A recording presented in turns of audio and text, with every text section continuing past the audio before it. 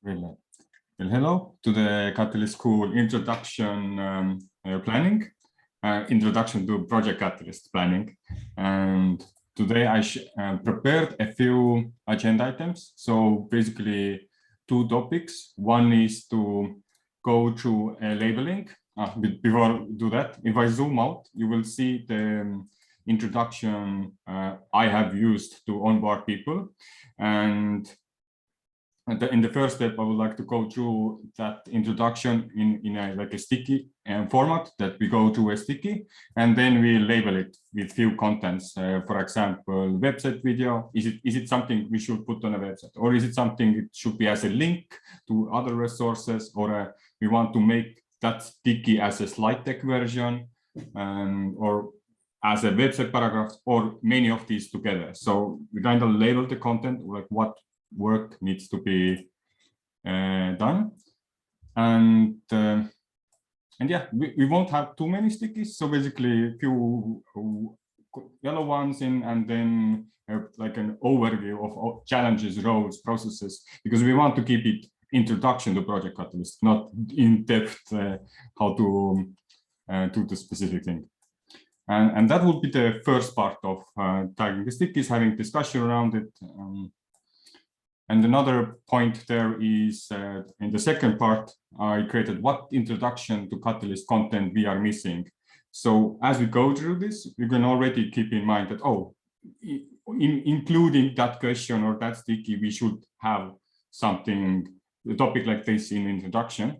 But later we're gonna take like a higher scope, in a sense that I'm coming from like more of a technical product aspect, and I like systematic or structural teaching. But then when I talked with Joram, he's bringing businesses to Project Catalyst, and that has a totally different vibe. How do we want to introduce them?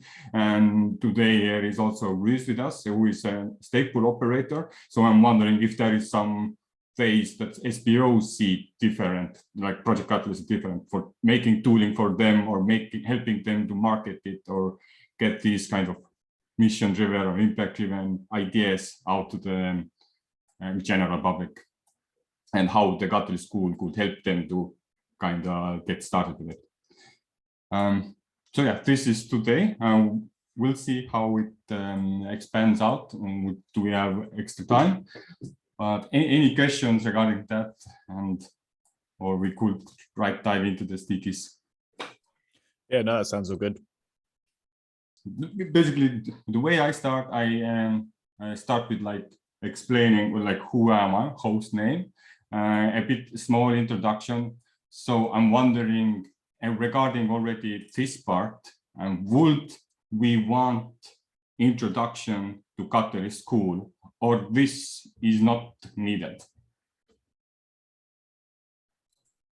I think for the introduction to Catalyst School, yeah, but it's literally 5 seconds, right? And I think it's only relevant if the same person's going to be doing like videos for the whole series. So whichever particular part, whether it's SPOs or whether it's the introduction and kind of overview of Catalyst and everything. So that's the only time it's really relevant. Otherwise, it can just be, hi, I'm Tivo from Catalyst School, or I'm Reese from Catalyst School. Today we're going to be doing this. Let's get into it, kind of thing, you know. Okay, then we agree basically. I thought also that since we are planning to make it such and more decentralized, then maybe the and the website itself kind of is Catalyst School, and it kind of makes it, oh, it's a platform where you can onboard, and so it makes more sense. But next one, how did you find about Cardano? So here, for example, I usually explain my journey, but in course case, I will see it as a flipped around, and people themselves would say, how did they find about Cardano? So they're gonna level up their thinking when they come to learn here, and then they have this vision behind why they are even here. But now is the question, is that too much of thinking, like too much overthought, or that could be a valuable thing to add as an introduction? I think it's a good way of like framing your purpose and your like why Cardano, right? I think it could be just something like you had in the tags below Google. Yeah, you muted yourself, but Oh, I muted myself. Yeah, so like maybe it would be like a Google form, or maybe it would be like some kind of just little input or an optional, like almost set like a rhetorical question, but just to kind of get people thinking about it. But Google form would be good for actually getting feedback and information for improving the Catalyst School further down the line, right? So I think something like that, even if you can make something embedded on the web page, because generally that's reasonable enough to do. So you can just constantly be getting feedback about the kinds of people that are going through the process and through the Catalyst School. So that helps you understand the demographic a little better and helps you improve it every iteration. Yeah, your thinking actually got me. If the poll is embedded, you could make like a word wrap, so every person before you will see their journey, and that kind of, yeah. So it will be interesting. That's okay. So let's keep it like that. Why did you join Catalyst? So now so this may be a bit, I don't know, depends now. If they're coming to Catalyst School and they don't know about Project Catalyst, and then it's like, then maybe it's the same thing with the Google form. That if you're not knowing about it, you kind of skip it. But if you kind of been here, but you see like, okay, I'm not doing that great in proposals, or I'm not sure how to do it, and I'm leveraging the service, and then we as an entity could then see, okay, this is why people are looking for Catalyst School, and we have a kind of circular feedback. And the majority of that, if that was set as a Google form as an optional, right, the majority of that'll be to submit a proposal or to become a CA or something like that. You know, it'll be a very simple kind of like 5-word answer, and eventually we might just turn that into a poll because we see there are being only 5 answers that people ever respond or something.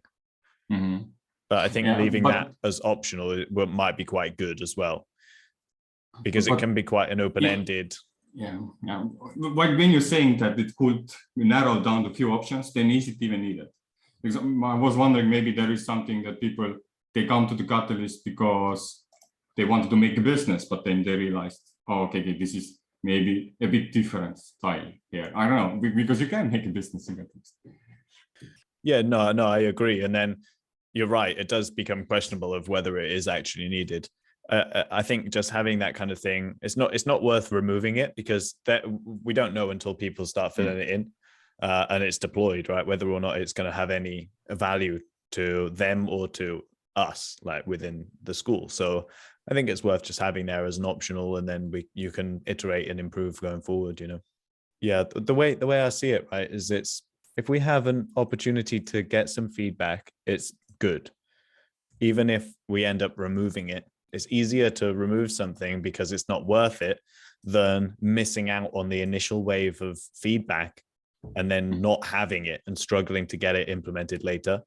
Do you know what I mean? Yeah, I agree. And Google Form is like the easiest version to. Yeah, exactly.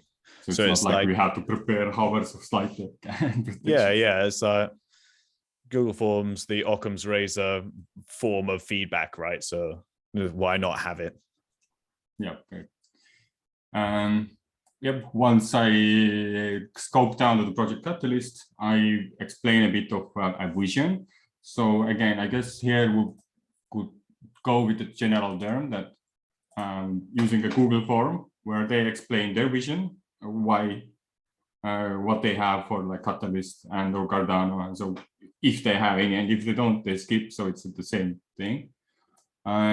But now I also included here 3 main videos I usually share. One is Tor Garbage video from last summit, and that's because it's just 10 minutes and it's easy digestible. So I'm now wondering, do we want to create like one introduction based on that? Because that's like inspiring story. It's also user journey, but it's a key, like a keynote. So any thoughts? Just a website link, or we want to have it as a website video? Do we want to make a paragraph out of that? Any thoughts here? That 10 minutes is easy enough to digest. The others are a little bit longer, 40 minutes. So having that as just like the header for that next page would mean that people are encouraged to watch it. They have that kind of inspirational context given to them, essentially. Maybe you link to the other ones if they're of interest, but they don't need to be necessarily like embedded on the page. But I think that 10-minute keynote would be really good to have there. And if people watch it, they watch it. And if they don't, well, they're not forced to, and they can just move forwards. But it's worth having that because that does set the stage for everything that follows, really, doesn't it? I also add in case a website link. So website video would be the format of you actually embed the video there, and website link would be like somewhere in the corner. And I think even if it's, for example, they go through I don't know, yeah. Basically to have that same video somewhere else, but just as a link, and even if they open it up, like, oh, okay, I have seen it, or somebody like, which is okay. Yeah. I think Door's video should be embedded as well, so it's there and it's right in front of you. Yeah. There's no harm in it being there, I think, and it will add to the. It brings something to the table. It gives something people to watch, and it does create context for Catalyst, which most people probably have some, but there's something to be said for it being there. The other two are a little too heavy, but they're definitely worth having access to, right? It's worth linking to them definitely below, just as optional things. Yeah, you kind of answered with the heavy part, but I'm still like for the Charles Hoskin whiteboard video, what I like about that, he's very structural there. So I was thinking maybe it's worth having like a paragraph which kind of sections it out, which is the differences of state pools and where is the governance starts and where are the people starting. But yeah, if it's so heavy, do you want that from introduction or you would still leave it as a website thing? It might be better if we're going to break it down into that kind of detail, having that as a separate page that is just linked to, like for more information on this kind of thing, to see Charles Hoskinson's breakdown and blah, blah, blah. And then you can have the video, but then you can actually use that page to kind of support the video by explaining it better, by having images, by having supporting text and bullet points and everything else, but without making it mandatory. It's not part of that main journey. We want that main journey to be super easy to follow, nothing too complex or too heavy. And then it just carries people through. And all it's doing is creating opportunities for them to branch off and find the next thing, like what interests them, so they can pursue it. And that's a great example of one of those opportunities to kind of dive in a little bit deeper if people want to. Nice. So this concludes the introduction to facilitator part. So getting into like learning and understanding what you're involved in. And then I usually jump into the presentation and start with what is Project Catalyst. So yeah, and the first thing here. So obviously we have some kind of like paragraphs already related to that, what is Project Catalyst, and using the existing documentation what the IIG provides us. But now I briefly, when we go and explain the different perspectives or sections regarding challenges, how and proposals, actually two challenges and proposals, I think would be better to make a difference between them, because it's very confusing at start when you don't make the difference between them. It is very difficult to understand at first. So I think having that represented visually as well would be really handy. So like the example you have here where you have the kind of screenshots is great, but it doesn't quite show the hierarchy of challenges and proposals, even though obviously you talk about it when you if you're bringing that kind of thing in front of people. Having that kind of visual representation, even like as a very simple sketch or something like that, or like a tree, very, very simple diagram, can just help people conceptualize it a lot better, because it is for me, when I first submitted a proposal, it confused the hell out of me, even though it's so obvious and it's so simple to understand. Just because I wasn't expecting it, it became a sticking point. And then I was like, oh, well, I'm limited to these kinds of things. So I think that just very something super simple. It doesn't need to be complex, but it can go a long way for people just to have an image in their head of how it's structured, so they can refer to that kind of later and recall it very easily. Mm-hmm. How about a slide deck regarding challenges proposals? Yeah.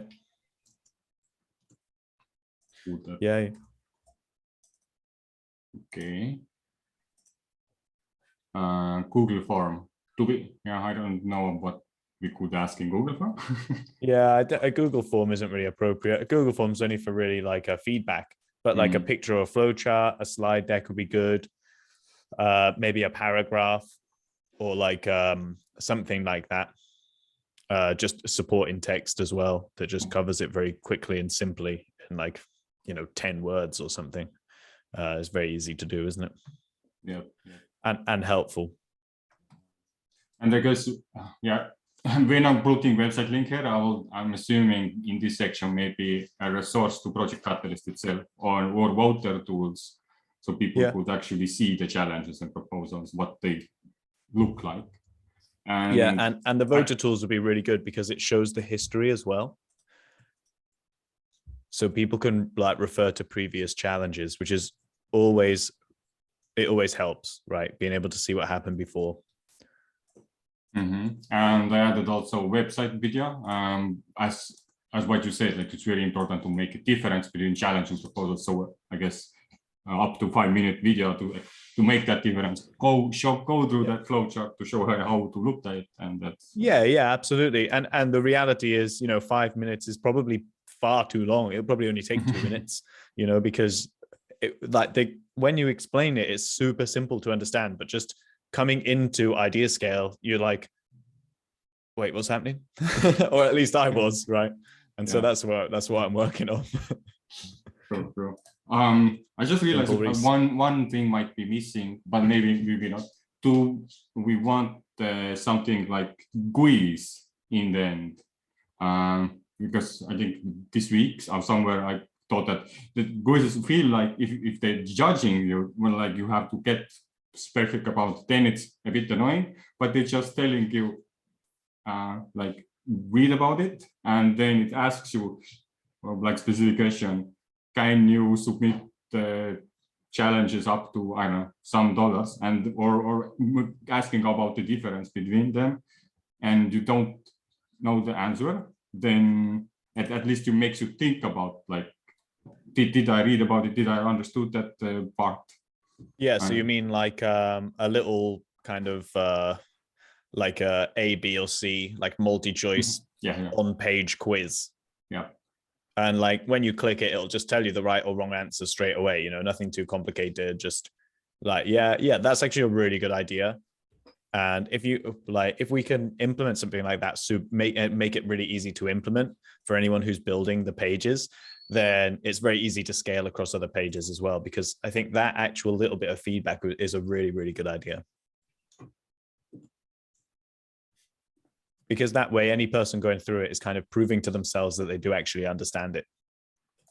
Any other thoughts in the challenge proposals, or kind of covered it? Because we did add all the tags.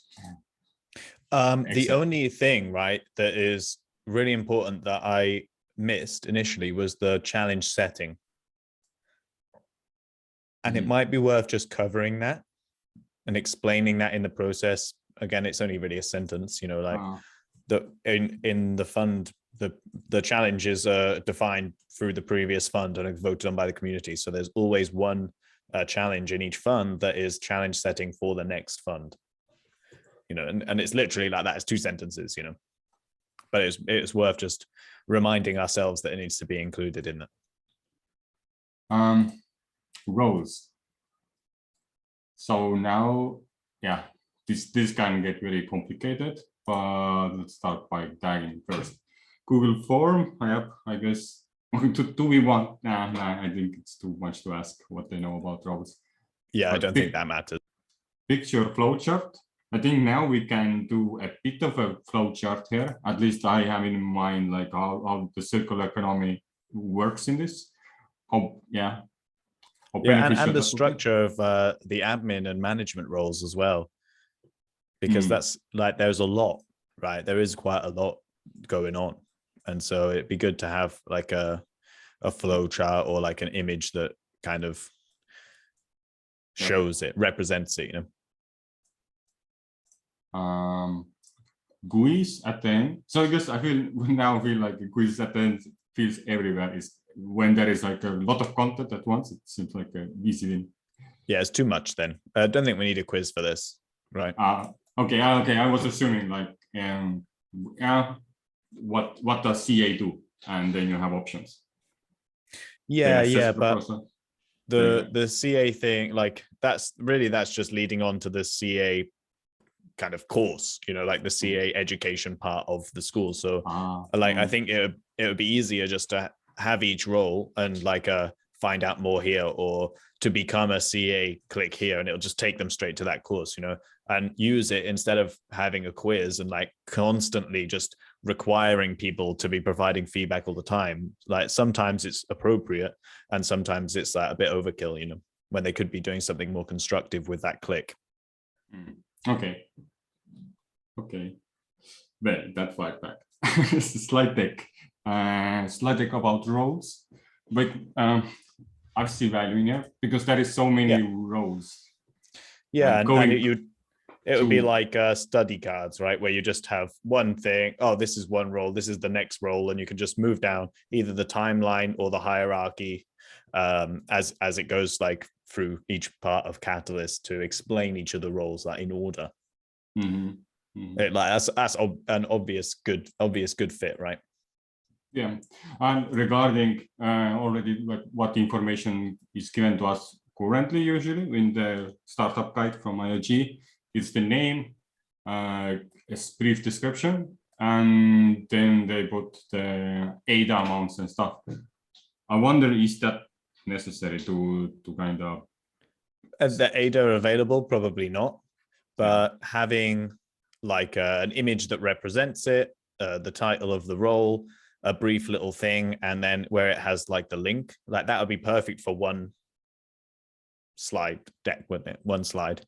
It would also be the equivalent of each written version if that was underneath the slide deck, so it would kind of match the structure of the page as well. And then that little link space is the perfect point to redirect someone to that specific part of the total course, you know, or that course within the school. So I think like that structure is perfect, right? Image, title, brief description, find out more here, or get started, you know. Might be interesting to have questions be like the FAQs and not like general the same for each one. Like, can you earn money being a CA? Question mark. Does a CA do this? Question mark. Like, what do you need to know to be a proposer? Question mark. That kind of stuff, so that it's specific to the things that people ask frequently and sort of overcomes those, or encourages desire to look into those. So you're like saying, asking a question leading to the link that if you want to get the answer. Yeah, for the things that's going to answer, and in a way that engages their curiosity, rather than, do you know what a CA does? Question mark. Do you know what a proposer does? Question mark. That we actually like use engaging questions based on stuff that we know interests people already based on our experience and what's going to be covered. That's a really good point, Nadia, as well. Oh, I love it. The fact that the early version is gonna be perfect introduction. Hey, you want to learn more about CA? How much money it makes? Link here, and the next link is under construction. Come back in 1 month. Community speed. Okay, that's good stuff. Website paragraph. Yeah, I think it's worth having one for each of the roles as well, even if it could literally be the same as the slide deck, right? But some people are going to click through the slide deck, some people are just going to immediately scroll down the page, you know, just like if there was a video there. Actually, imagine the challenge and proposals the same way, that the flowchart is like the first product, and then from the flowchart we kind of create the paragraph, and then from paragraph to kind of make it very simple and easy to the slide deck, or vice versa. And when you have all of this stuff, then you do the video, which basically is going to the same material. Yeah, basically goes through each bit step by step, right? Yeah. As a process, two main areas. One is explaining stages. So I guess that could somewhat have the same logic as the roles, that you stage name, what it does, and leading questions, how much money you can make in that stage, or I don't know. Yeah. It's basically the same thing, but just a different subject, isn't it? Where you'd cover the timeline rather than each position, but they would kind of match each other. Yeah. Yeah, but okay, now they do kind of match each other. So do we want to merge them into one introduction, or we'll still keep it separate? You're doubling the amount of complexity there, right? I think it's better just to have it separate. Some people will want to know about roles. Some people will want to know about processes. And even though they're relatively matching as you go down the timeline, they're also separate things still. So I think it's better just to have them separate, even if they're almost a duplicate of each other with slightly different titles and words, right? It's still worth having separately, I think. Okay. How about when we go now, just the process, there is this proposal submission, refinement, and finalizing, which is all related to proposal improvement. There are some rule changes, usually like can you comment or cannot comment, or how much is expected to see. But all it then comes down is that in the proposal finalizing, you have to finish it, or after this period, and that in proposal refinement, you cannot submit new ones. But now last one you could. So do we want but to that was like an exception, wasn't it? I think because of what was going on. So I think generally speaking, this funding cycle is pretty much the same, even if maybe there are some slight tweaks in rules. It's basically a week of kind of talking as a community about the different challenges, which is the insight sharing. Then you got a week to submit proposal, a week to refine, a week to finalize.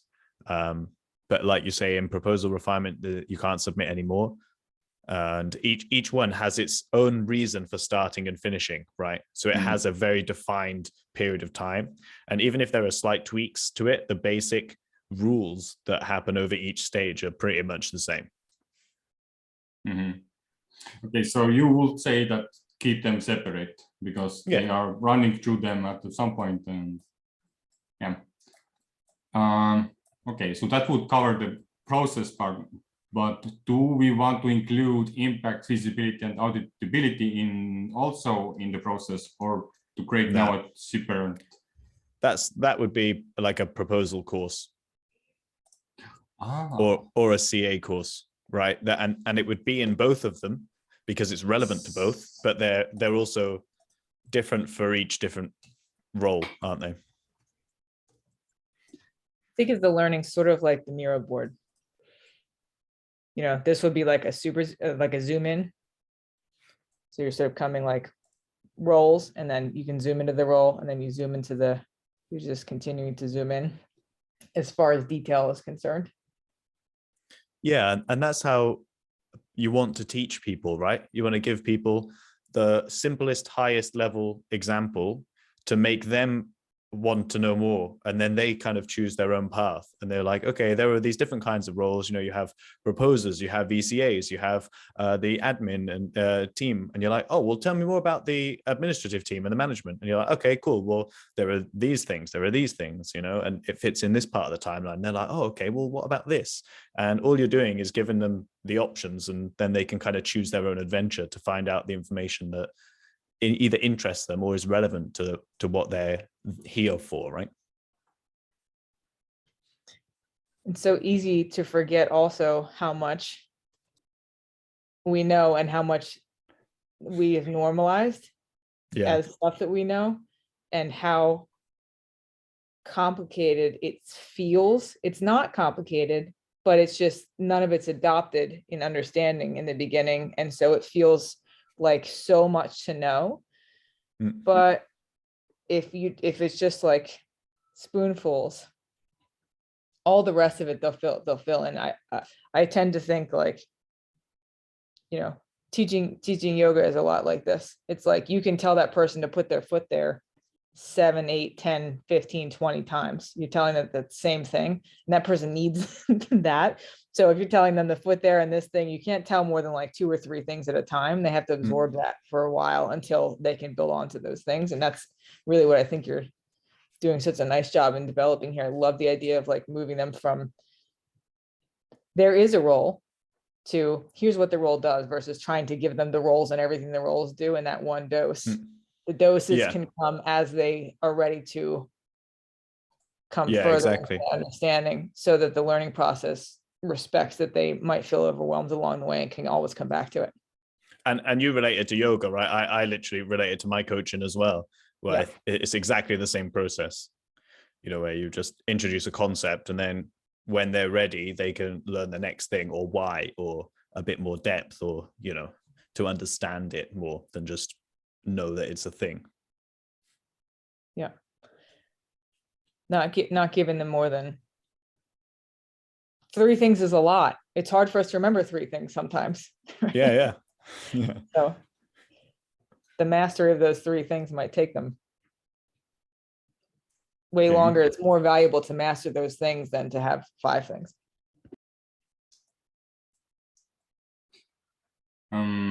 Okay, moving from process to rewards.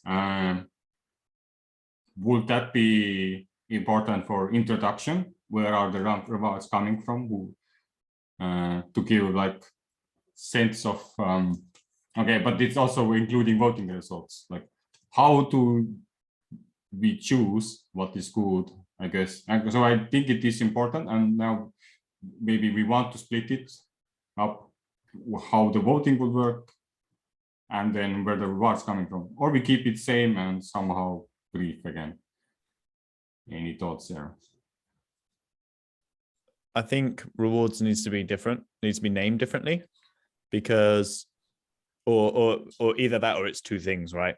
Because people might not like, if you just say reward, like if you have those as titles, right? You imagine you have roles, like imagine it as a contents page and you got roles, processes, rewards. Like it's almost, although it kind of fits, it's almost out of context. Like maybe you could, I don't know what a better way to put it is though. Sorry, Timo. But one is treasury, one is voting results. Maybe these titles help to. Yeah, actually, yeah, that's a good point. Maybe they would be better. Maybe it'd be better to put treasury. Maybe it would be, and then have another one for voting or something like that. But now I'm wondering, voting, because we do in a funding cycle, when we go through the stages, we have this last stage, and there could be that want to learn more about how this last stage has, and that's already different course, not an introduction. Right. Treasury is really the missing piece, because it's where is the funding coming from, how is it managed, right? It's really answering those 2 questions. Yeah, because actually it kind of reminded me that, well, what's that? I had one situation where I kind of saw people glazing over voting. It feels important, but if you don't care how the proposal gets funded, but you want to help projects go just to help them as a CA, then you're like, what? Why do I need to know when the exact mechanics? Yeah, exactly. Are you thinking also that when you wrote rewards there, are you going to explain like how rewards are distributed and how you earn rewards for each of those areas too? Is that something you're thinking about? Already removed that part, but when I had rewards, I was just trying to capture both voting result and treasury in like one area. Because the way I used this presentation, I first had this overview, and then we are going to talk about this, and this. So it was just And I think each of the rewards part of each of those roles comes under each of those specific categories. Maybe we mentioned that there is a mechanism in the Treasury to fund every part of Catalyst. It's not just funding proposals. So there's an incentive to take part and dedicate some time and contribute to the ecosystem. But it isn't really relevant to break that down much unless you get into those specific roles, which again would be kind of deeper level kind of courses. I totally agree. I do think also, so so adding on to that comment, I think there would be a real value in helping people to understand the reward structures. That's one of the very common questions. And yes, we have the documents where you can read it and see the algorithms and all that. If you're a layperson, you're like, what? If you're not a mathematician, it's no, it's a pie chart. It's a pie chart, and that's what you need. You need, look, this is the stuff for each fund. We're allocated this much stuff, and then 10% goes to this, 20% goes to this, and the rest goes for proposals, and that's just the high level explanation of what each thing happens, and that money goes to all these different places from the Treasury, right? Yeah. But I think maybe not pie chart, but a pie chart is, in my head, is the perfect fit, right? Simple visual, yeah.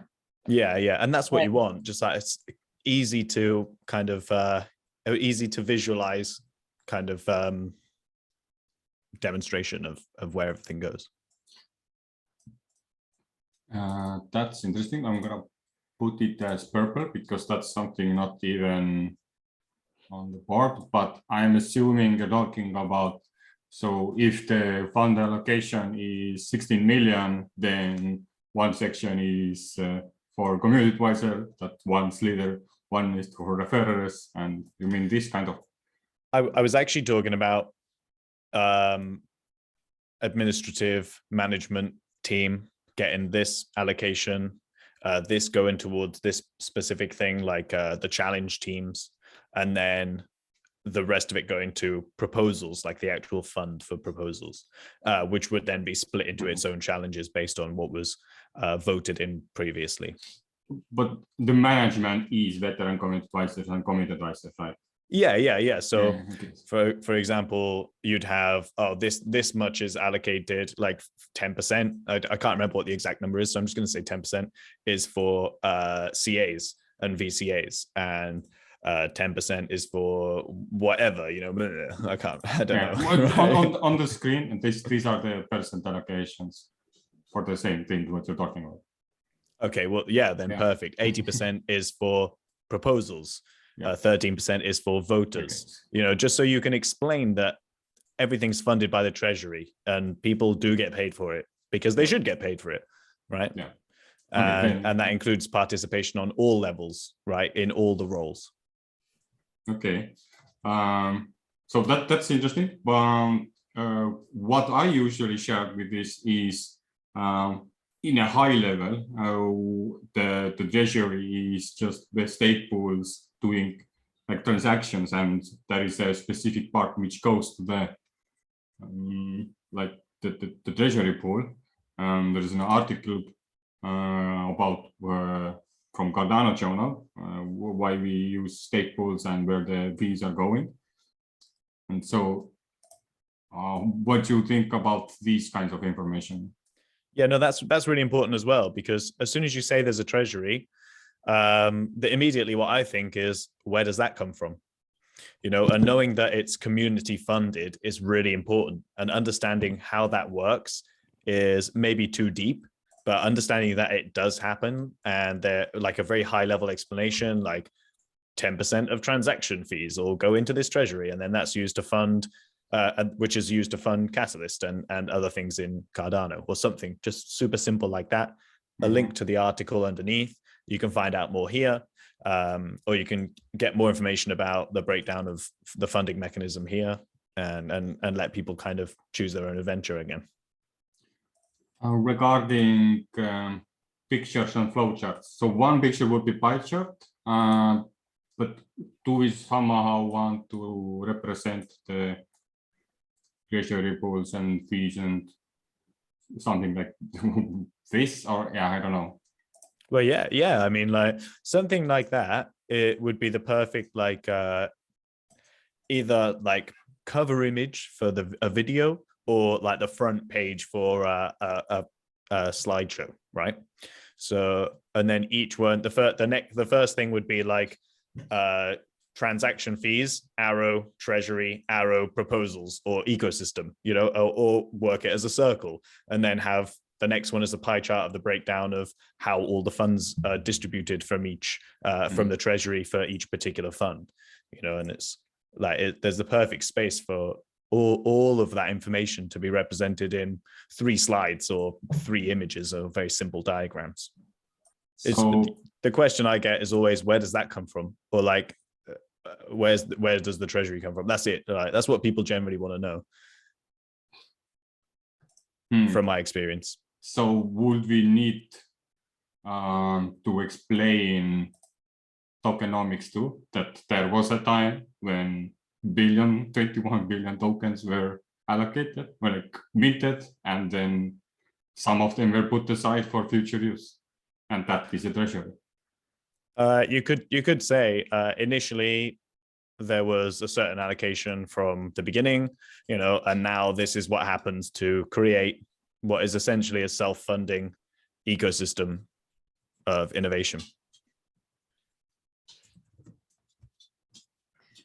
There is Because that's I don't know if you want to link to other stuff. I saw, sorry, I was driving at the time when you were going over the videos with Dor, but there's the after town hall about the treasury. There's other places where they could go to hear, like they're from last week there or 2 weeks ago, maybe the after town hall about the treasury, and maybe some deeper dive kind of stuff that could be externally linked, because I can imagine that you would get deep into stuff here in an introduction.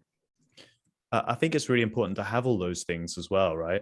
Because this is the real big problem that I see with Catalyst now, is that everyone's done everything already. It's not like we have to reinvent the wheel. We just have to kind of get everything together in one little box and organize it so people learn it, like get exposed to everything in the right order, so they don't get overwhelmed or like distracted by things that don't matter to them.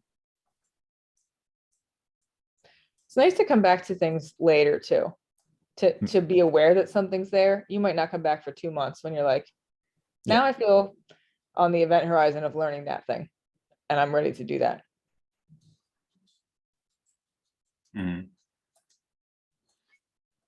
Okay, so we made content from what I use usually, and is now covered, but there is one section what is always chaotic and hard to kind of get people into, okay, what next, where to go next.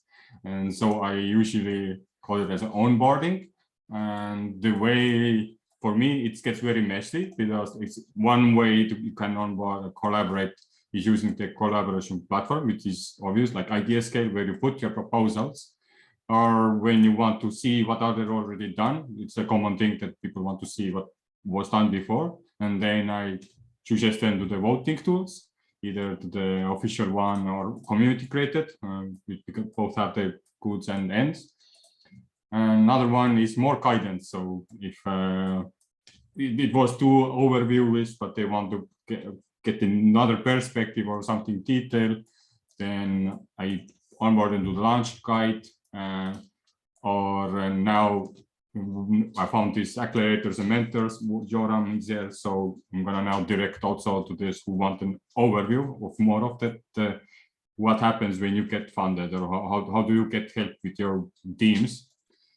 Of course, meetings and events, also to the town hall and to the swarm events, and then some Catalyst School events, what's happening. Or from other side, media, which is directly to the YouTube channels and all the partner programs, or communication, Discord, Telegram is currently used, or the email messages, or that. So now, getting all through all of that, how would we somehow put that into an introduction? Would it be the one thing, or would be several, lot of small snippets? And would that be even an introduction? This diagram here is incredibly overwhelming, and you're like, what the fuck am I supposed to do with this? Well, I'm sorry, Reese, go ahead. It's not what I'm imagining here. Sorry, if anyone. Yeah, it's not a diagram. It's an artwork. But no, sorry. But go. No, please go for it. What I'm imagining is after Treasury, we've basically explained all the high level of Catalyst, right? That's kind of done. So now it's like, what do you want to do? You know, are you interested in taking part? Are you interested in proposals? Are you interested in keeping up with Catalyst, like what's going on at the minute? Or are you interested in something else? Like, I can't remember what the other thing was, but it's basically like very high level 3 choices, like what's going on now, taking part, or number 3. We'll just call it number 3 for now. And then depending on what one is more of a leading kind of whatever you're more intuitively interested in, will take you to a slightly more options based on that specific thing. Because realistically, you're either going to be taking a course because you want to do one of the things. Yeah, maybe you want to be a CA, maybe you want to be doing proposals, or you're here or you're like, okay, so what's going on with the current fund? Like what's happening right now? And in which case the town halls are more important, the media stuff's more important, stuff like that, you know, or the meetings and the events and stuff. And then kind of the last thing would be number 3, which I haven't decided on yet. But there's a 3 somewhere. I just don't know what it is. Yeah, but for me, it's why did you get here, first of all, right? And how did you get here? I mean, by the way, missing their communities. In Cardano for Climate, we get a lot of people coming in through Cardano for Climate, actually, and coming for a purpose, which is not related even to the blockchain, and kind of going into the blockchain somehow, right? And there's a lot of communities like that. So why did you get here? How did you get here? I don't know if it makes sense, but that's an important question, because why did you get here? I also speak with a lot of people and actually on board quite a lot of impact companies, for example. So they come for the mission of Cardano to be an impactful blockchain. This is kind of the values are the same, and then they are coming to, and then obviously they come through the proposals in this case. But yeah, for me it's the why did you get, why and how did you get here? If it makes sense. I don't know, and I came in the middle, so I don't know if it makes sense to the conversation, but it does. And we at the start we actually started with it because okay. To me it made sense to first ask get the person who came to the Catalyst school to have that higher mind, why he's here and what his mission is, and then starting okay, let's learn about it. Because most people that I board in this case don't even go through all the information, the vast majority. I mean, they really go directly to a specific task, be a CA or make proposal. Mm-hmm. And then they start learning and understanding and get into the town hall. I mean, we saw seed stars right in the town hall. It took them 3 months to actually understand what's going on, and still they probably don't understand. Yeah, no, that's a very good point. And that's exactly why we kind of put it up front, because we know that most people probably won't want to go through the introduction. They'll return to it at a later date. And so front loading those questions gives us good feedback on who's turning up and how we can improve the process as well, to be more relevant to people as they come through. I really agree with everything that was said. I think a couple more considerations are like, some people are just coming to learn more about, we're just here to learn. I don't really want to, or to find community, to find other people who are thinking about this. They don't really, there might not be an action. It might, meaning there might not become a role for a long time. They might, I think it's just, it's a question. It's like, we could, asking questions specifically also directs them, right? So there is something really wonderful about coming to the doorstep of something and entering it and looking around and letting your own your own just path form for you, rather than saying, if you're interested in this, then you go here. If you're interested in this, then you go here, kind of a thing. I don't know how you create that here, because I think we have a lot of, it's also important that we have a little bit of a map or a guide to what's available.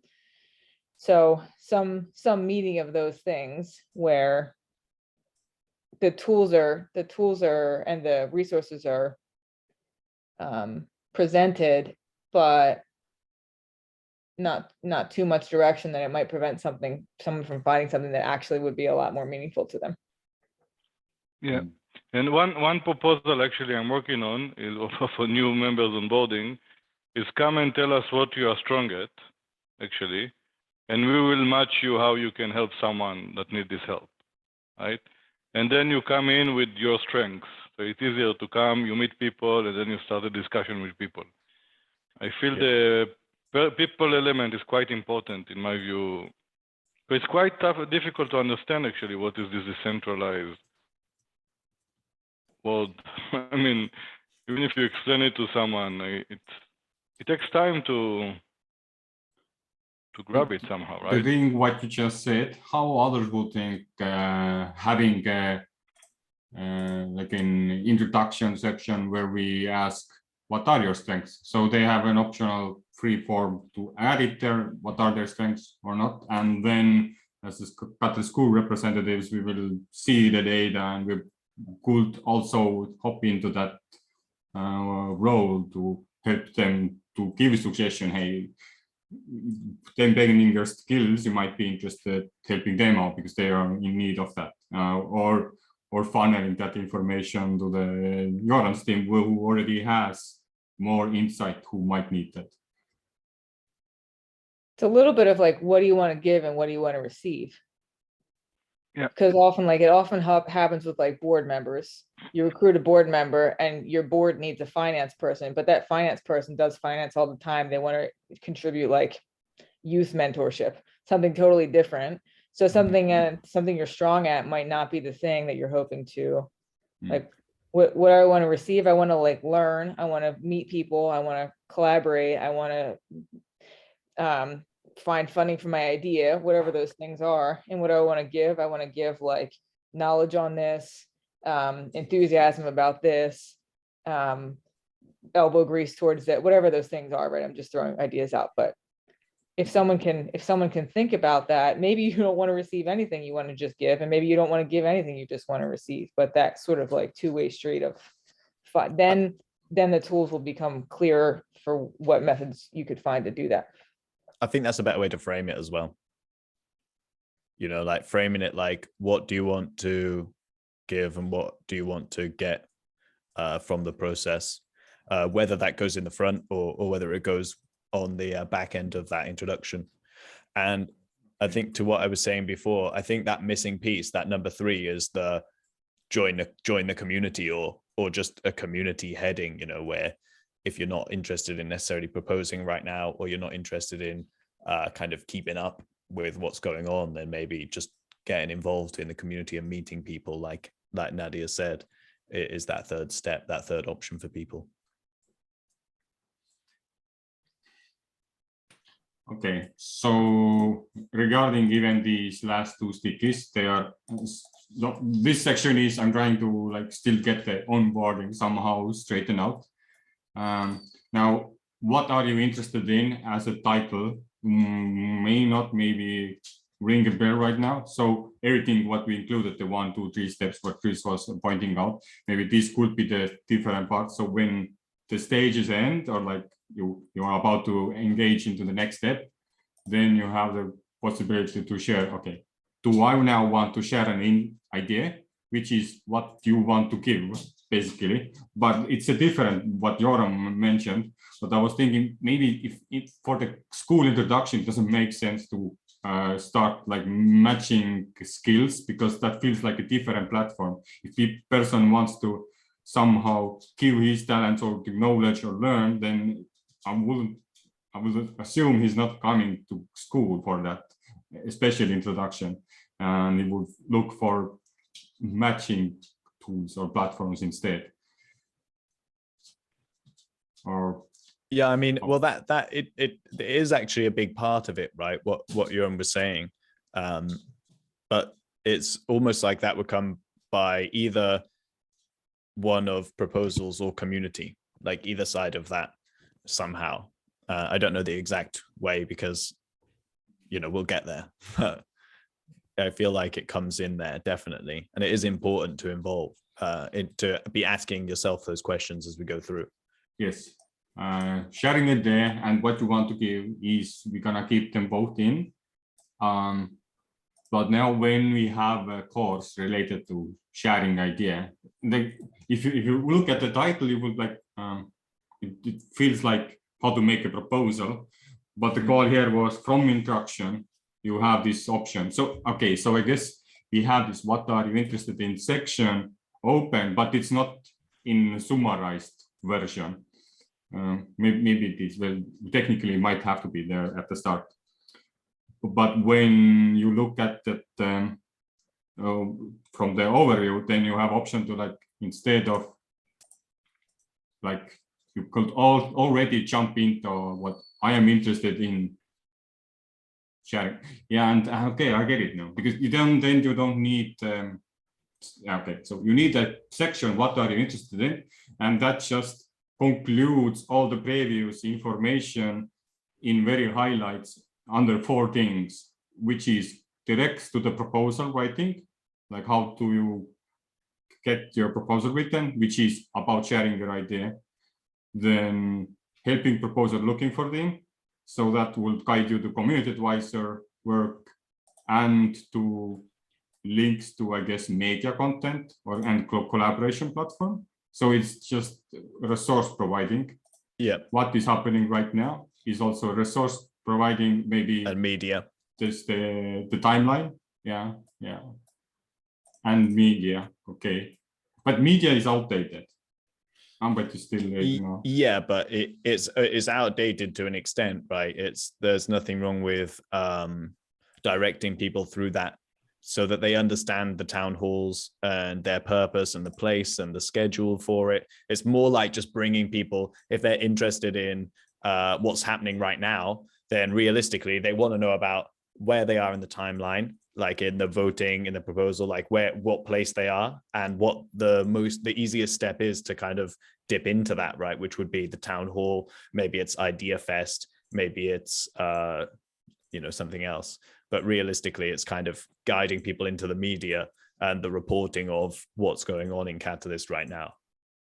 Or at least that's where I see it, That's what I was thinking when we were talking about it. Okay. And so I added a website paragraph and website link about that. So link as like to the future content, and paragraph as again, one paragraph basically is saying, if you want to share idea, this is how we could write a proposal, which helps you to communicate with community advisors involved. Yeah, and paragraph, it might only be 2 sentences, because you just want it to be super simple and concise and almost like open-ended. And if that little bit piques their interest, then that's the direction they'll go in, because that's what's appropriate to them, right? We don't want to give, as soon as you start giving too much information, you start excluding people because of the information you've provided, right? And that's the opposite of what you want to achieve. So you want to keep it as simple and concise as possible, so that it kind of encompasses as much within that little space as well. Because this is where we realize like how big Catalyst is, right? Because there's so much to each element of it. And we need to kind of group it into very high level concepts, so that, which is where like community, like I was saying, Nadia, was that missing piece that I couldn't think what number 3 was. It was bloody community, because it's actually just meeting the people and communicating with people like you guys, like finding Catalyst School, finding the Discords, finding the Telegrams, finding the guilds and everything about it, Okay. And in what stage we ask what you want to give and what you want to get? I think that's the intro. Okay. Because then you're framing it, as soon as they start going through that introduction, they're already thinking about what role they see themselves and what they're interested in, it's in their head while they go through it, right? So when they're finding out about the different roles and the different timelines, they're already kind of answering those questions for themselves. Oh, I'd actually like to get involved with proposing. Oh, I'd actually like to get involved with mentoring. Like, that's what sounds interesting to me. And so I like that in that case also, you're maybe like a couple, not to get it too deep, but just to prompt thinking, like sub questions. Like, I think, what do you want to give? Like, what are your strengths? What experience do you have? Like maybe some of those questions can be prompts for them to think about it, because you know, that helps you to reflect a little bit. What do you want to get is like, you know, could have the same similar sub questions. For me, yeah, it's just the opposite side. It's basically the Totally. same feedback. Yeah. And then Okay, we also learn what who people are a little bit more too, because then it's maybe easier to help them if they want that. Sorry, Yaron. Yeah, I think one interesting thing can be to bring to this call next time someone completely new. That's one. And second, because if I think the way I got into Catalyst, so I saw Dor speaking at the summit. I don't know, remember 9-10 months ago probably. Then I saw him speaking on the summit. I didn't really understand what it is. Looks great. I came to Fund 4,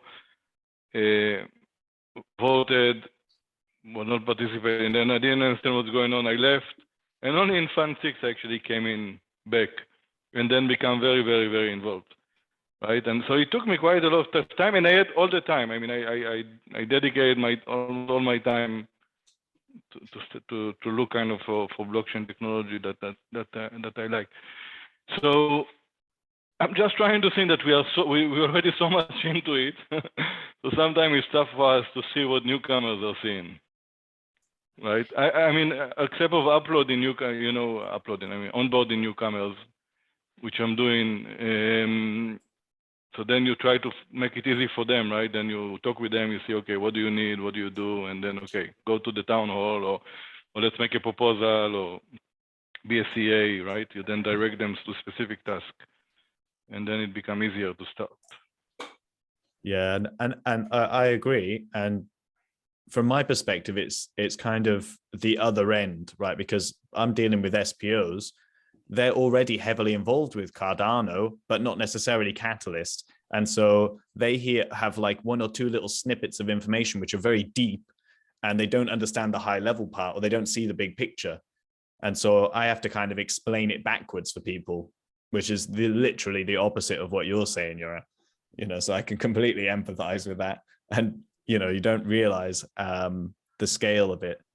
But I also think that's why it's important to have the CA course separate, and like the proposal kind of course separate, and the mentor, the administrative or management or whatever part separate again. Because if people just want to come for that information, if that's what they're interested in, and they know that up front, then they can just dive straight in and worry about the high level stuff later, Another consideration for this part might be, for the intro to the intro, might be giving them the sense that you can contribute in an hour a week or 50 hours a week, right? So some people come in and, the concept of like, there's lurkers who listen and take time and figure it out. Like, you don't have to hop into something right away.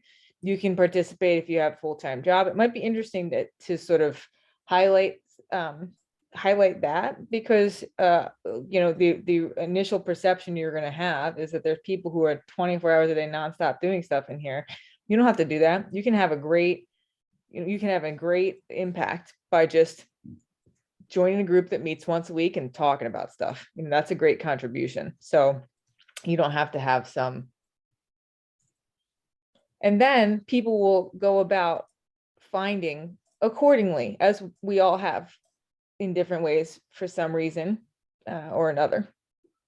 And that, making them aware that that's possible, and that process is one that they can self-direct, and that here's some of the resources that are most used.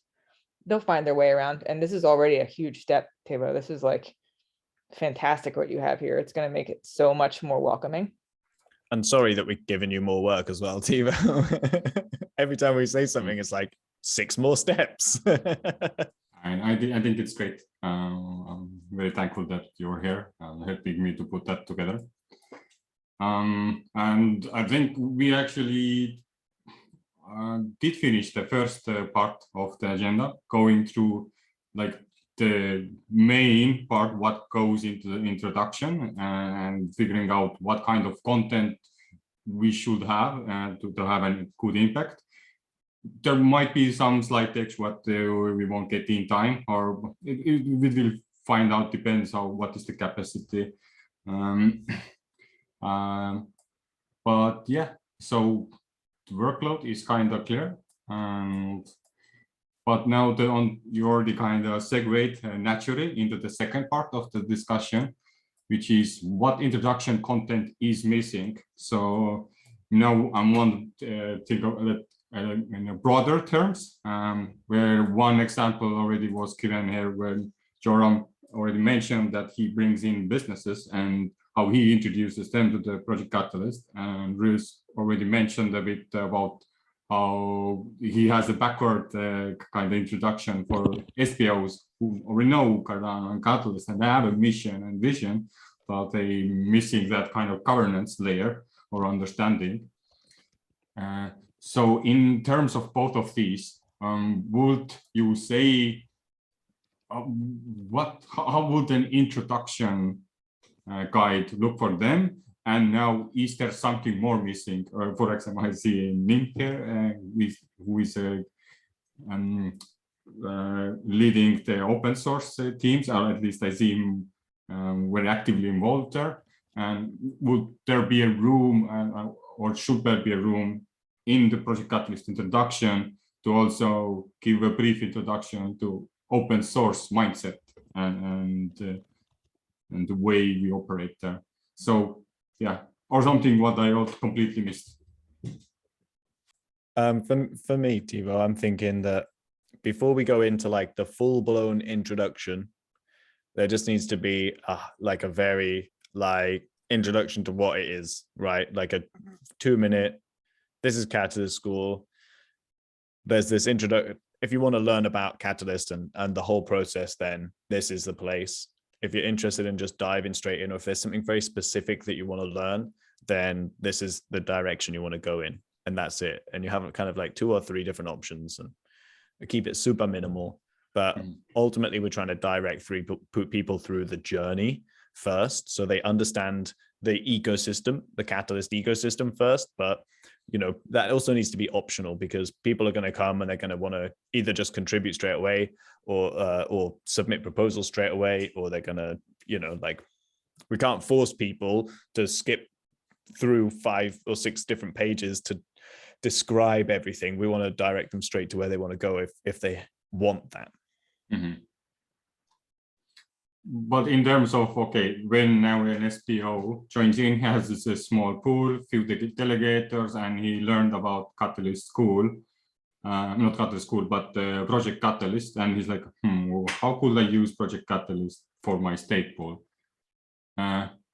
Would that there would be benefit to have a small introduction for like a title for that also? Or it would already help them to just go through this kind of journey what we laid out at the start, with the option to choose from, and make up their mind in their head how he could use it as a business or building a team or such? I think that first bit would be fine. I don't think we'd need to have, like, otherwise you're getting very granular before anyone's come, right? So I think that's the kind of thing we'd only really learn by running it and seeing what happened and getting some actual feedback from people. Otherwise you'd have 15 different landing pages or entry points for 15 different kinds of people within Cardano, which just seems a bit too much and unnecessary, you know, from my perspective. If like it's an SPO coming in, like, they're going to search for something very specific and not just come to Catalyst School. They're going to search, like, they're actually going to try and find submit a proposal for something specific that they're after within Catalyst School, I think. Yeah, let me give you a concrete example. You know, the FT challenge of, this is a message that came today. Okay, in the, you know, the financial time challenge that Sistar is trying to onboard companies. So there's, I don't know if you heard about this challenge, but,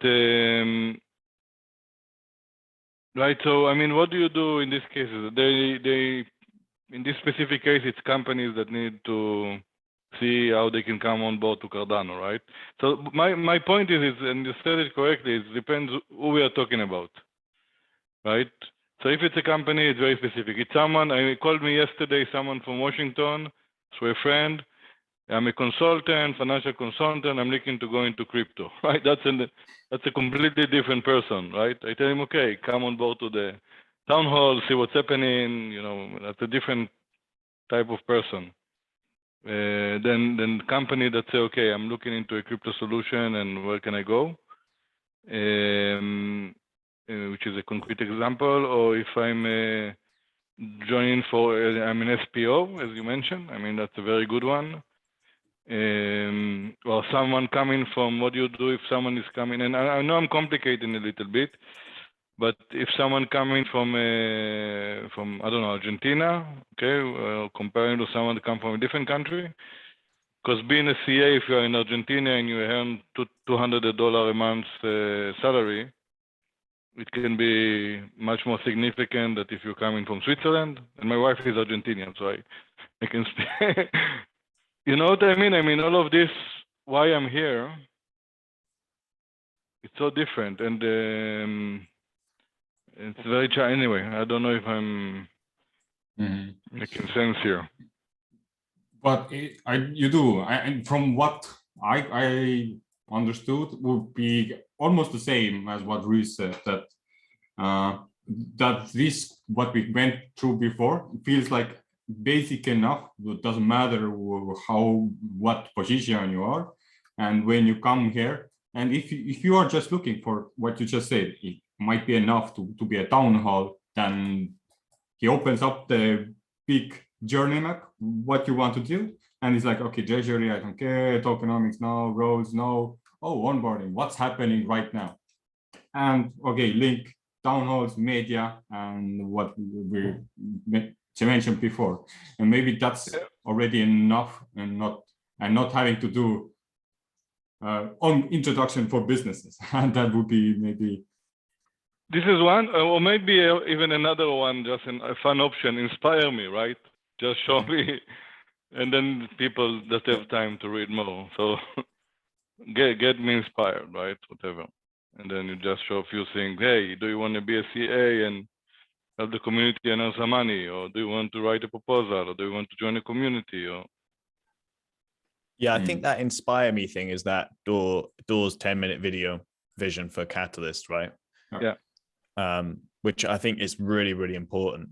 One thing I would say is I think for Catalyst School, it's very specific to Catalyst, right? So I think if like a company or a consultant or someone's looking to get into crypto, they're first, they don't even often even understand why Catalyst, like they don't understand why Cardano often, let alone why Catalyst, you know, what Catalyst might be able to do for them. Yeah, it's a good selling point on Cardano, you know, it's a great addition as to why to pick this particular blockchain, but it's almost too high level, right? Whereas this is very specific to the Catalyst process, or maybe I'm wrong about that, but that's how I always had Catalyst School in my head, right? So I think if people are coming here, they have some understanding that Catalyst is a funding mechanism, and if they come into Catalyst School, it's usually because they want to take part or understand it, and it's those two options, really, isn't it? They either don't really get it, but they want to learn more, or they kind of get it and they want to take part and they want to learn how to take part. And yeah, so I don't think there needs to be a lot else to it, right? Beyond that introduction. I would say on this introductions, mostly even the opposite, less, Because we have, since we are started, we have the very same feedback from newcomers. It's overwhelming. Where to find what simply? When does what happens? We are never able to have a really nice onboarding guide and everything, because what we count on is not on users, we count on participants. And participants includes directly their experience. And their experience, they have to make this themselves. And that's the reason why the people stay as well, right? Because they have this environment where they can express their own experience and set up their totally own role within this ecosystem. The main thing about introduction and all, what really comes back to me much more time, really like make it so simple as possible. Just one happens what? Hey, from there to there, you have to submit proposals. How to submit proposals, not our job. In this regard, for example, therefore, their own workshops and everything simply linking to the workshops. And then CA phase happens. What is a CA? Not our job. There are CA guidelines, there are landing pages and everything simply linked to them. But really like a fucking simple, really narrowed, hey, this is your handbook. This is your Catalyst handbook. And it doesn't want to say, okay, what you have to do or what not, simply to say, hey, you have all the relevant links on one place, simply, for example. Yeah, I think this. I mean, the simple handbook was definitely something that we need to have. But Felix, I'm not sure that 100% will solve the problem. And I tell you why. Because people to read, it's not enough to read the handbook. They need to understand what's going on here through experiment somehow, right? And it takes time. I mean, we are so much into the process already. So, but if someone new comes in, it takes him time. Even if he reads the guidebook, it takes time to understand kind of what's actually happening here. In my view, to do a switch in your head, it took at least for me, it took me some time. But the guidebook have to be there. A simple guidebook, that's, I mean, definitely have to be there. I think actually what, I think guidebook is just like the name for the kind of roadmap, right? It doesn't need to be a book necessarily. It can be videos, it can be multimedia, and it should be, I think. What I do agree with what Felix just said is maybe the roles, funding cycle, and treasury thing is on the wrong side of this presentation box. You know, maybe that should come first. Maybe understanding the roles and the funding cycle and treasury, or maybe funding cycle, then roles, then treasury should be before challenge proposal, like the explanation of the hierarchy of proposals, because that's maybe a little bit too granular right at the start. And just have that introduction bit with the leading questions, and then this is the timeline, this is the roles or different people in the teams or positions within Catalyst, and then this is an explanation of treasury.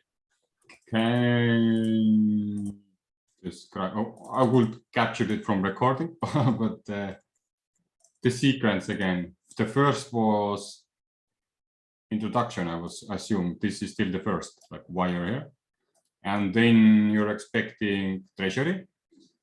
I guess actually funding cycle would come next, right? Oh, okay. Because that will take you into the other places. It might be funding cycle, it might be roles, but I think maybe for argument's sake, let's start with funding cycle, then roles, and then an explanation of the treasury, so people understand where it comes from, you know. And then challenges and that's just my perspective, right? You ask 5 other people, and you know we'll have that rearranged a bunch of times, but you know by chatting with other people, we'll be able to get that maybe in a better order with people who have more experience with Catalyst than me. I do agree that we could change the style here. What about what you're interested in? So that would be still the last one, right? The section of share.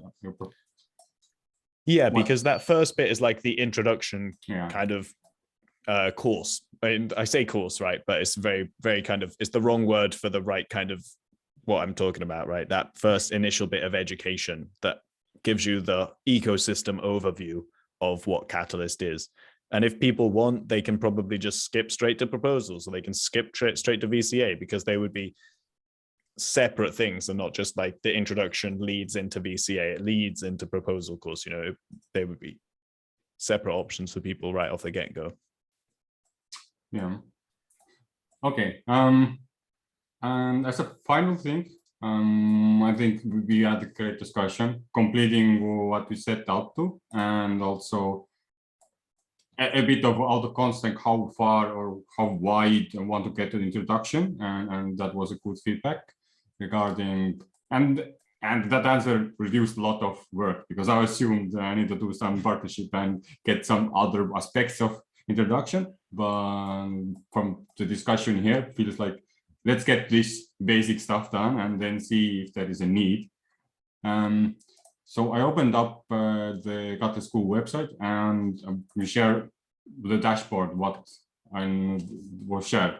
And this is, so the first version would look something like that. People will see here, introduction to Project Catalyst, they click on it, and then this option will show up, and you will see, instead of these questions, or almost similar, introduction to facilitator, like introduction, then they can go to the lesson, or they like skip the first part where the query stuff, and they choose one of whatever they were interested about, or they scroll a bit down and jump right into where is the community, what is happening right now, or how to write proposal, which opens up a different course altogether, but it's still kind of a journey mapping, in a sense that introduction to Project Catalyst, and it gets like a very high level. Yes, now I know what I quickly want to do. I don't need the basic stuff to how the treasury works. Just let me see how that writing would look like, how much effort I have to put into that. And if that seems meaningful, maybe he jumps back to the introduction to Catalyst. And yeah, and then once he jumps into the journey, we'll see in the future if we could add more buttons in here that for what the good example what Bruce created with the Git book, that these left and right side options to quickly jump around would also appear in the website. So you don't have to take a next lesson, which is stages, but also can jump. Okay, stages I somewhat already know about. Let me show me about how the treasury works. Yeah, by the way, yeah, just an idea. I mean, you showed in the roles, catalyst circle and many other things. Again, too much information might be confusing for the newcomers. There might be, I think a lot of it just, can be admin. yeah, just show, I mean, the proposer, CA. I mean, that's what you can do for newcomers. And then, okay, then after some time in the community, somehow separate between them. That's an idea. Okay. Make it easy. Because yeah. Yeah, if you give them 20 different roles right at the start, they'll just be like, what is this?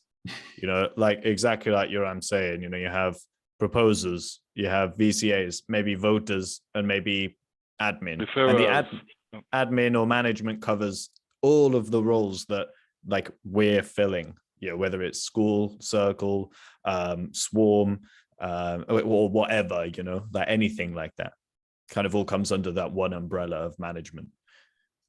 Most people aren't going to be, that's not going to be their priority. You know, I think most people are going to be proposer, or they're going to be VCA, or they're going to be voters.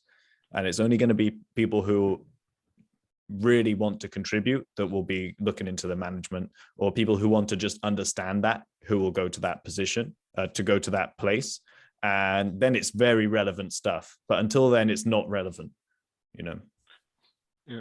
And again, speaking about the overwhelming part, right? And don't forget, on top of that, there is blockchain, right? Which is also complicated for most people still, right? I mean, what is this blockchain? And even if they came here for curiosity, they still, I mean, I still learn so much. So. Okay, but if we remove, for example, referrer, where would we introduce them in? Sorry, what? When we have a role referrer, where would we introduce them in, if not at the start? What bit are you looking at here? In roles? Yeah. Well, that can still be in, that can still have its place here, right? But what I mean is when you're giving people the roles, we just want to minimize the options there. So because on your list on the website, you had like 15 different roles, right? And all that Yoram was saying is that's a little overwhelming, which I agree. You know, you can have proposers and you can have the potential, you can just have a referrer in that section. You know, you could have CA or VCA and you can have referrers in that section. You know, you can have management and administrative team and you can have referrers in that section even, or voters or whatever, you know, wherever it could be relevant to 3 or 4 or only 2 of those groups. There's no reason it can't be in both of them or more, you know, but it's only relevant to each of those sections if someone chooses to find out about those sections. Otherwise, it's kind of unnecessary and just adds to the confusion, right? Adds to complexity, sorry, not necessarily confusion. Yeah, also I think voter is, I mean, it depends how you present it, right? But it can be presented not as a role, right? So if you have ADA, right, come and impact what will be developed, right? It's kind of fun, right? You have power to impact. I mean, put it as a role. And then if you are looking to, if you have a great idea, come and make a proposal, you know, and we'll help you with that. Or if you just want to get to know the community better and actually make some money out of it, be a CA, right? Very simple kind of why you are here. And so regarding also that, we would remove veteran community advisors because it goes into too detail. Knowing about community advisor is enough at the start, and if they go into learning more, they learn about veterans too. Yeah, exactly. And I guess as a challenge teams, when you are a proposer and you're starting to do proposals, you will find out that there are challenge teams who you could leverage to help you. Yeah, and maybe that exactly. would be in admin as well, you know, because it's probably relevant to both of those sections, right? But unless you're specifically looking into admin, you don't need to know about the rest of those teams. Unless you're specifically looking in proposers, you know, you don't really need to know about all that information necessarily, right? Okay. Previously, we also discussed about flowchart, how roles engage each other. From flowchart, we would also remove the complex roles, or we would add them therein, but not paragraphically. We only talk about the voter, proposer, and vote advisor. Or would we? Okay, so basically, should we in flowchart should we include in the roles with what we do not show up in paragraph? Yeah, but it's a one level down, right? So what we've done is you've got 3 groups here. Maybe I reckon an admin team should be there as well, because people often ask who's in charge of Catalyst. And I know it's not anyone specifically, but there are roles that are filled and rotated regularly. And so that's quite an important thing, you know, so that should be included as one of those options in the role, like governance or management or admin, or however you want to phrase it, you know, whatever's relevant to the terminology of Catalyst. So then maybe there's four groups. So and then groups. One layer down, then you have instead of CA, you have CAs as that top one, or QA, like quality assurance and stuff like that. And then the next tier down, if you click on that thing, you have CAs and you have VCAs. And that's the only time it'll explain the difference between the two. Because it's only when you choose that path that it's relevant. But that's the thing. There is no click on with the flowchart. So no, I know, but you know what I mean. It's like you just learn the high level stuff here, and then if you're interested in that, you can do the CA VCA course, and you can actually understand. Okay, and the same flowchart has that upgraded version. Yeah. Okay. Yeah, and that's what I mean by this is the top tier. And it's only when you choose one of these paths that it takes you to the next tier. And it's not that you're choosing anything right off this page, but it's when you understand the high level and you go, this is the position that I'm interested in. Take me one level deeper on that, right? And that's when you explain the difference, because otherwise you're just throwing loads of shit at people and eventually they're going to go, yeah, because it is confusing. Mm-hmm. Okay. But for age stages make sense. Yeah, something because that's it, right? It's those stages. something what is missing here, well, not missing maybe, but from product side, there is also more stages which are like bi-weekly meetings or progress reports and final closing, like closing a proposal. Would we want to keep them in also in order to give the people the understanding of roadmap when it's completed, in a sense, or here is enough? Yeah, I think this is enough. Much agree, yeah. Because there again, exactly the same issue like before. If you go too much into the a CA and the voter don't have to know when is the final closeout report or whatnot, right? Only the proposer have to know. Good point. And you learn about that if you go down the proposer's path. Well, yeah. One thing what I noticed from my experience by running some introduction to Catalyst, also with the same slides, when we designed the whole stuff, was really to mention really, hey, it's a cycle. It's a repeating cycle which evolves and improves over time. And one really important thing to mention, what I did in each workshop, everything what you learn now might be outdated already in 3, 6, 9 months, because it evolves over time, it iterates, and then so I think it makes really sense to show it like a repeating circle a little bit. Yeah, you mean the actual funding cycle slide as like a Exactly. rotation? Yeah, Yes. I agree. I agree, because right now it doesn't look like that, right? Because it's just 8 blocks. I tried one visualization with a Catalyst clock on the previous funding round on the Catalyst One website, but yeah, definitely can be done better maybe. But I know I am quite happy with the results, and again, very happy that you joined here. Any final closing thoughts or something that we missed, or ready to celebrate the upcoming weekend? I don't have anything to add. Tiva, thanks for inviting me up to have a chat about it, really. Yeah, same here. Thank you for that. Thanks much, Diego. Have a And- great, yeah, please, Felix. Count me in for the, and no, one thing I wanted to mention, because Reese, you had said, for example, before on Yoram, if it, I can't remember, it's very different if you have an introduction call into, let's say, individual or enterprise, right? And there, for example, what we did with the Ambassadors Guild when we onboarded Ledger into Cardano and Catalyst is that a little bit like with Catalyst School, that you can have mentors and whatnot, but you have a whole group.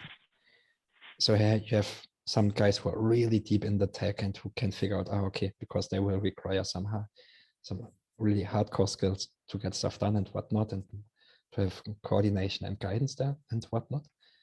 But we created our own presentation for this also. Maybe I should feedback back to Catalyst School. But because this would be maybe something really interesting also for Catalyst School to say, okay, this is, let's say, general introduction, but you can go also in specific use cases. There's a difference between an individual, a loose group, a DAO who wants to integrate from Ethereum, an enterprise who wants to jump on blockchain. They say, okay, what do they require? And where can we identify some patterns as well by addressing several groups and improving all the whole individual formats then as well.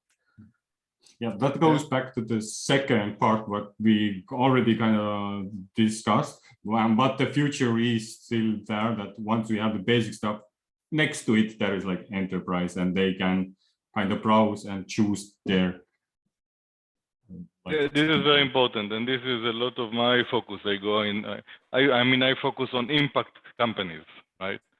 So that's kind of like Seedstars and Goodwall that now come on board for Fund 8 and Accelerate to 30, different types of like that.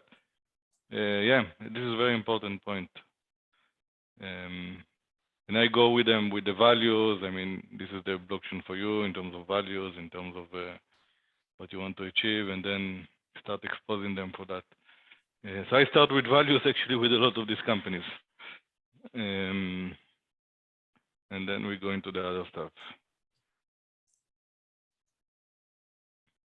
And it's a process, right? With them, it's a process because there is, I mean, the companies also are not very, I mean, Catalyst is nice, but they are not incentivized by making $50,000 or $70,000 on Catalyst, right? I mean, that's great.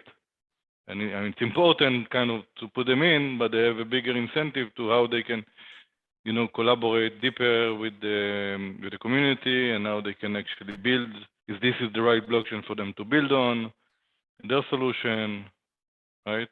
You are looking from the Return of the Jedi like this. Maybe we should. Like the robot chicken one. Maybe we should check with Cardano Foundation, maybe, because it's normally their job to onboard banks and huge enterprises and whatnot normally. So I'm very sure they have some good material already. I Maybe asked could several maybe ask times, them. but if you can get it, I asked several times Alex and so on. I prepared something very basic that you have there in the slide that I'm sharing. But yeah, we need something better than that as an intro. Okay, good. Are we still recording? Yeah. Yes, but now Okay, so- we are stopping.